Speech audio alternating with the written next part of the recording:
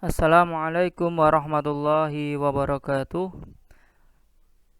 Bertemu lagi dengan Bapak dalam video selanjutnya, yakni tentang peristiwa Fathul Mekah atau yang kita kenal dengan peristiwa penaklukan kota Mekah, di mana pada peristiwa ini umat Islam bersama Nabi besar Muhammad Shallallahu Alaihi Wasallam melakukan penaklukan atau pengepungan terhadap kota Mekah, membebaskan kota Mekah dari orang-orang kafir Quraisy tanpa melakukan peperangan atau pertumpahan darah. Inilah yang dikenal dengan peristiwa Fathul Mekah. Pada video ini Bapak akan menjelaskan tentang asbab terjadinya. Jadi sebab terjadinya peristiwa Fathul Mekah. Video sebelumnya Bapak telah menjelaskan tentang peristiwa perjanjian Hudaybiyah. Jadi peristiwa Fathul Mekah ini tak lama dari peristiwa perjanjian Hudaybiyah. Jadi sebab terjadinya Fathul Mekah ini adalah suku Bakar.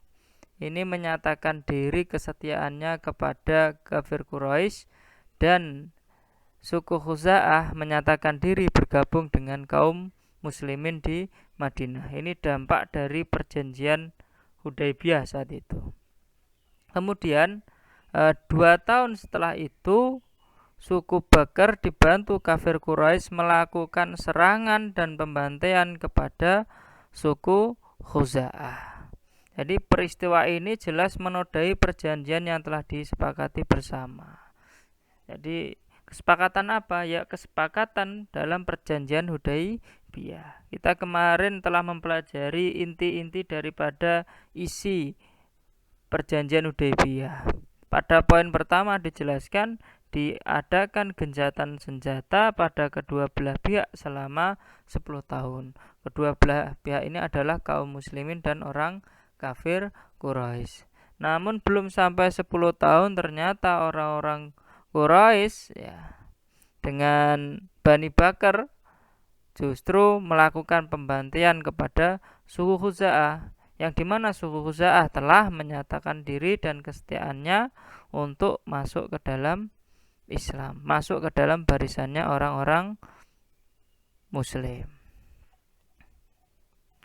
Maka peristiwa ini kemudian menjadikan 40 orang dari perwakilan suku Khuza'ah mengadukan kepada Rasulullah Shallallahu Alaihi Wasallam dan meminta bantuan untuk menyerang Bani Bakar. Jadi orang-orang Khuza'ah ini datang kepada Rasulullah untuk meminta pasukan agar melakukan serangan balik kepada Bani Bakar. Dan ternyata apa? Ternyata permohonan ini tidak begitu saja disetujui oleh Rasulullah dan meminta mereka, yakni dari suku Khuza'ah, untuk menunggu waktu yang tepat untuk menyelesaikan persoalan tersebut. Yang selanjutnya adalah apakah jalan yang ditempuh adalah pertempuran? Apakah setelah ini Rasulullah memutuskan untuk pertempuran? Kira-kira jawabannya apa? Jawabannya adalah tidak. Justru Rasulullah menempuh jalur perdamaian dan mengajukan usulan penting. Jadi Rasulullah ini lebih memilih untuk menempuh jalur perdamaian dengan memberikan beberapa usulan. Jadi ini indahnya ajaran Islam. Jadi tidak kemudian mengedepankan kekerasan, pertikaian. Kalau jalur perdamaian bisa ditempuh, maka gunakanlah jalur perdamaian. Cobalah untuk melakukan dengan cara yang lebih lembut. Jadi Islam mengajarkan kepada kita tentang sebuah kelembutan. Bahkan dalam hal ini menghadapi seorang musuh. Jadi usulan Rasulullah SAW terkait pelanggaran perjanjian Hudaybiyah diantaranya yang pertama, orang Quraisy harus menghentikan persekutuan dengan Bani Bakar. karena dulu sebelumnya Bani Bakar telah memutuskan untuk bersekutu dengan orang Quraisy, maka di sini Rasulullah mengusulkan agar orang Quraisy menghentikan persekutuan itu. Atau yang kedua, orang Quraisy harus mengganti seluruh kerugian atas jatuhnya korban dari suku Khuza'ah. Dan poin yang ketiga adalah orang Quraisy harus menyatakan pembatalan terhadap perjanjian Hudaibiyah. Dari ketiga usulan ini ternyata orang-orang kafir Quraisy lebih memilih apa kira-kira?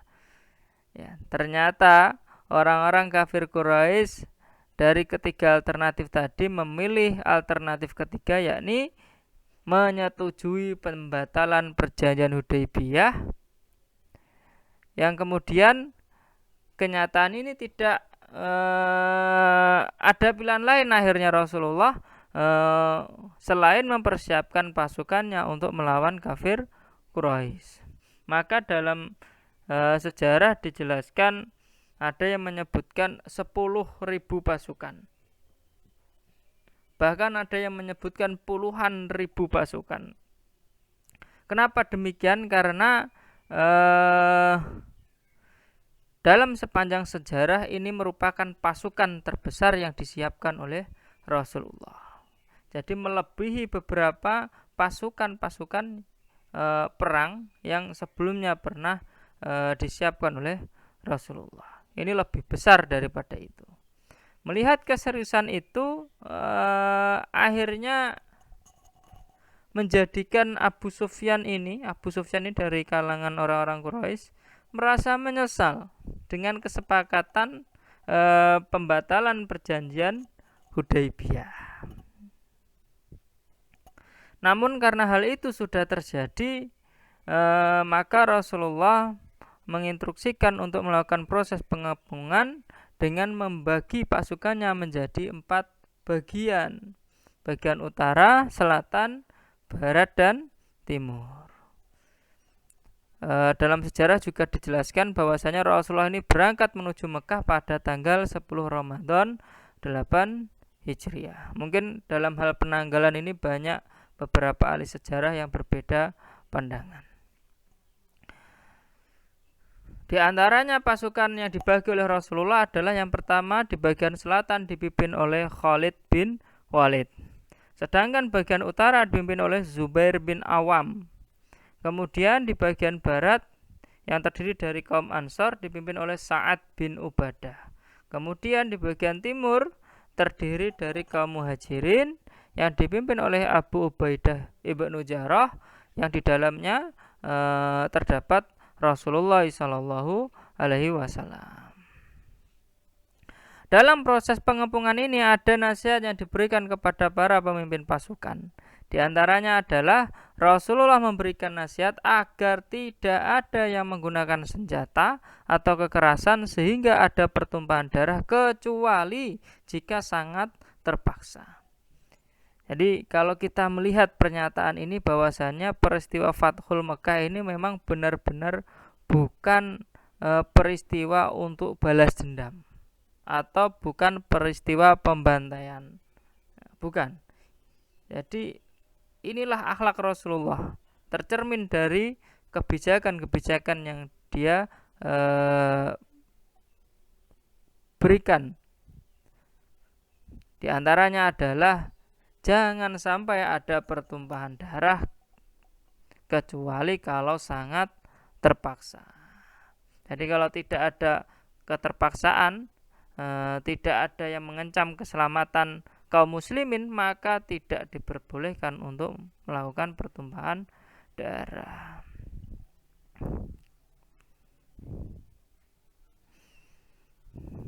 Yang selanjutnya, jadi kalau kita melihat beberapa pernyataan tadi, maka bisa disimpulkan strategi yang digunakan Rasulullah SAW dalam memasuki kota Mekah dengan cara-cara damai, membuat simpati orang-orang Quraisy.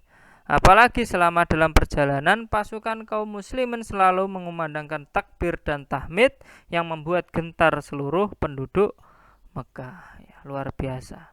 apa yang telah ditorehkan, yang dilakukan oleh Rasulullah SAW, memberikan contoh kepada kita sebuah keteladanan yang sangat baik dalam kehidupan. Yang selanjutnya adalah faktor-faktor keberhasilan Fathul Mekkah. Di antara faktor keberhasilannya adalah yang pertama, kedatangan Rasulullah SAW dan kaum muslimin digunakan sebagai strategi perang urat saraf dan hanya untuk memberikan peringatan kepada kafir Quraisy bahwa umat Islam kini telah bangkit dan menjadi masyarakat maju yang siap menghancurkan tradisi jahiliyah mereka. Jadi tujuannya itu bukan untuk berperang sebenarnya, tapi hanya dalam rangka memberikan peringatan, menunjukkan kekuatan. Jadi Bapak ulangi lagi, dalam peristiwa Fathul Mekkah ini tidak terjadi peperangan, tidak terjadi pertumpahan darah ataupun pembantaian dilakukan oleh orang-orang muslim kepada orang-orang kafir. Tidak ada itu. Yang ada adalah sebuah perdamaian atau kelembutan sikap yang dimiliki oleh orang-orang muslim yang dicontohkan oleh Rasulullah SAW. Yang kedua adalah sebelum pasukan kaum muslimin memasuki kota Mekah, Rasulullah memerintahkan untuk membuat kemah di sekitar kota Mekah. Hal ini dimaksudkan untuk menyiapkan segala sesuatunya dengan matang. Dalam kesempatan ini Abu Sufyan mendatangi perkemahan Rasulullah dan menyatakan diri masuk Islam. Jadi yang mengajak Abu Sufyan ini adalah Abbas. Dan ternyata disambut oleh Rasulullah dengan kegembiraan.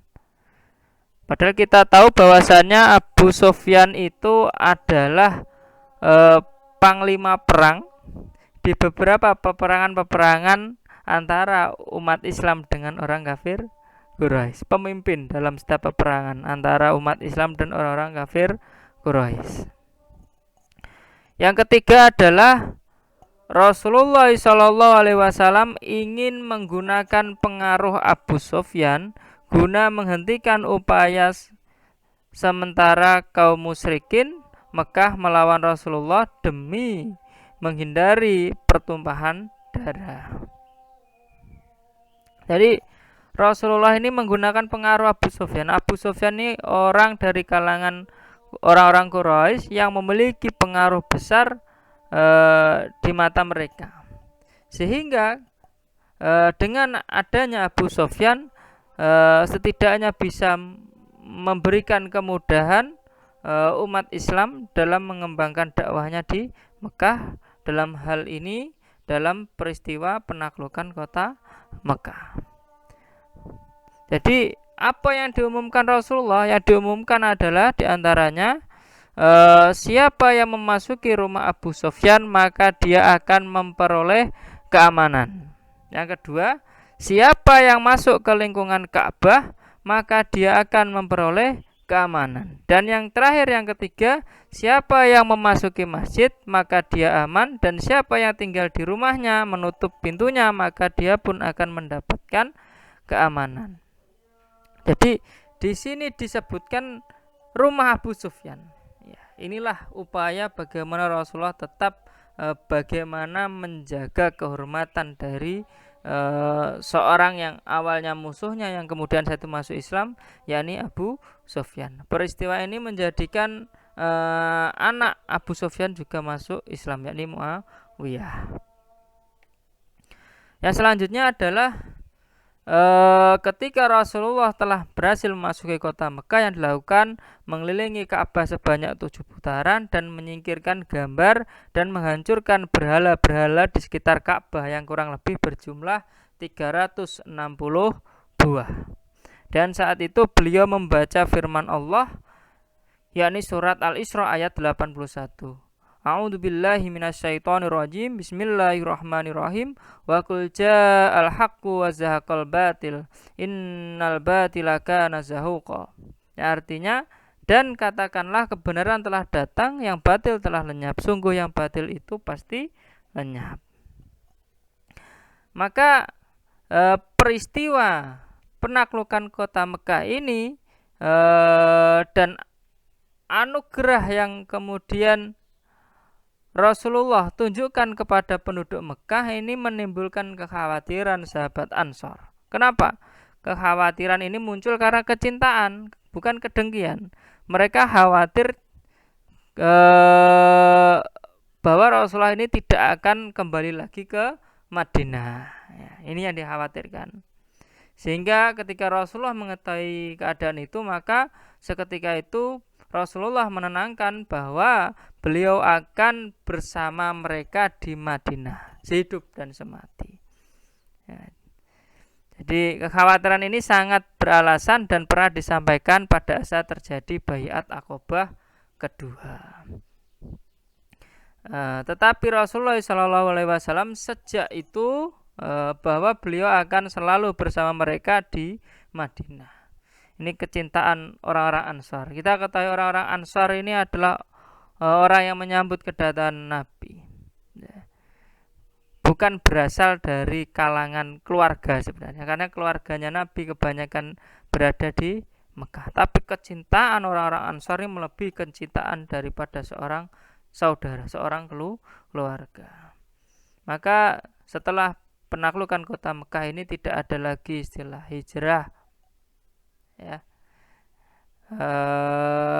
Kemudian setelah peristiwa ini Nabi memutuskan untuk kembali lagi ke Madinah. Demikianlah setelah 19 hari beliau bermukim di Mekah, akhirnya beliau kembali ke Madinah. Nah, ini sejak itu pula beliau mengingatkan penduduk Mekah bahwa la hijrata ba'dal fathi walakin jihadun wa niyah. Tidak ada lagi hijrah ke Madinah sejak kemenangan di Mekah. Yang ada tinggal niat yang tulus melakukan kebajikan disertai dengan jihad. Ya, itu saja yang bisa Bapak sampaikan pada video kali ini. Kita bisa mengambil banyak sekali pelajaran apa yang telah dicontohkan oleh Rasulullah kepada kita, bahwasanya sebuah peperangan, sebuah pertikaian, sebuah kekerasan itu bukan cara yang paling baik dalam menyelesaikan sebuah masalah.